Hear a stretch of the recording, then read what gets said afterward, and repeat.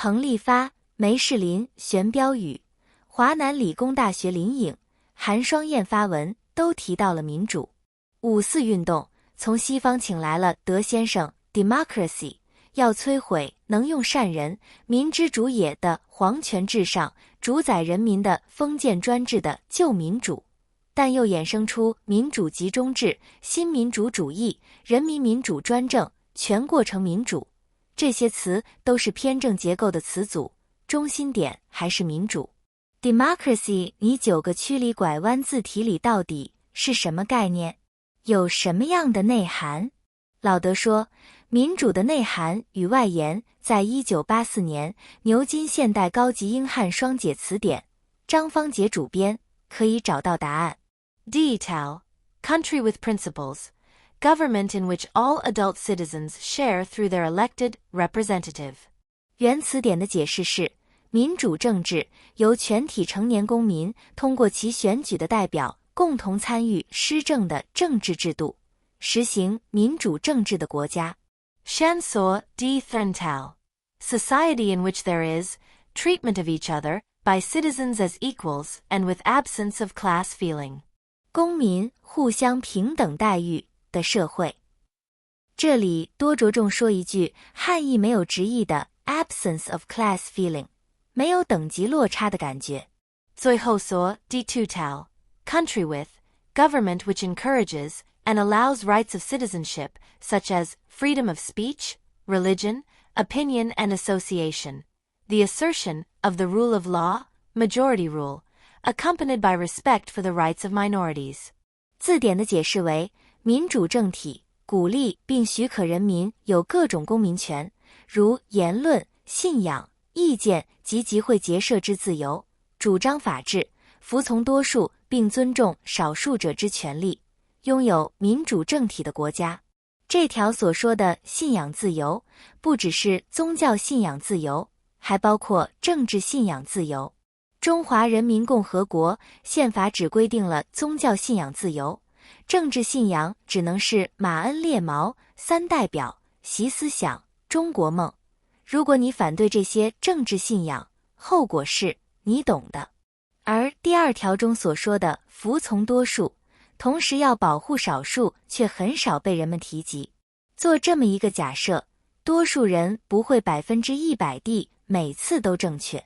如果多数人的决定是错误了，怎么办？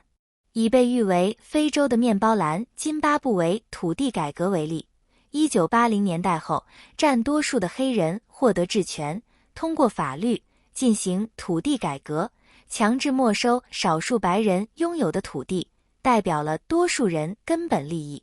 而后境内白人农民出走，黑人又不会管理耕作，粮食产量大减，通货鼓胀令人啧舌到1600倍，经济反而陷入混乱，国家动荡，多数人的幸福没有代表出来。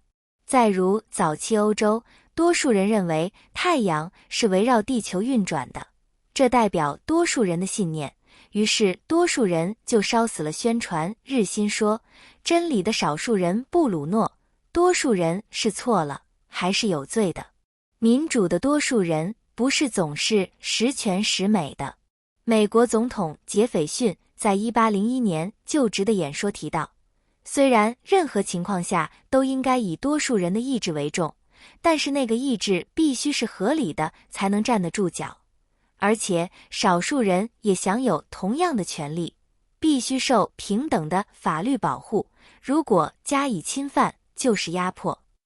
所以1787年美国制宪会议上提出的是以古罗马权力分立模式的共和政治 Republic， 也是当今中华民国在台湾实施的立法、行政、司法权力分开，有权之人只能有一权，不能有两权或者以上。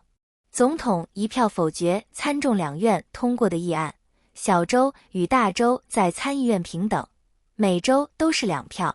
法官司法改判同于立法权、行政权，视为代表少数人可以更改多数人的决定。这样在权力分立的共和政治中实行民主的概念的3条原则。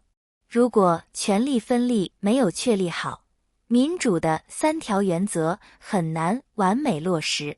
古希腊思想家柏拉图的理想国英文题目名称实际是 Republica 共和国。柏拉图对民主制进行了鞭笞，认为民主比专制还要恶劣。